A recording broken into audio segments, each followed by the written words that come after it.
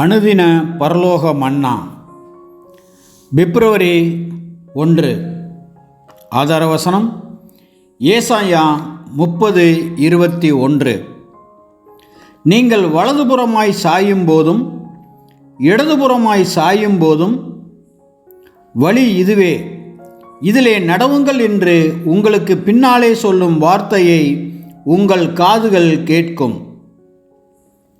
இதன் ஆவிக்குரிய விளக்கம்: நம் அனுதின வாழ்க்கையில் அநேக இடுக்கமான சூழ்நிலைகள் நமக்கு ஏற்படக்கூடும். இந்நிலையில் நாம் ஓர் உச்சநிலையை அடையும் போது பல வழிகளில் நம்மை கலங்கச் செய்யும். எப்பக்கம் நாம் செல்ல வேண்டும் என்றும் எதை செய்ய வேண்டும் என்றும் நாம் திகைக்கும் போது நாம் சற்று ஜெபித்து தேவன் நமக்கு காட்டும் வழிக்காக காத்திருக்க வேண்டும். தேவனுடைய வார்த்தைகள் இச்சந்தர்ப்பங்களில் நமக்கு அருளப்படும்.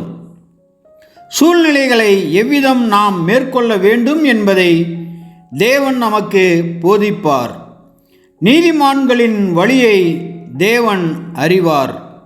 ஏற்ற காலத்திலே அவனுக்கு சகாயம் செய்வார்.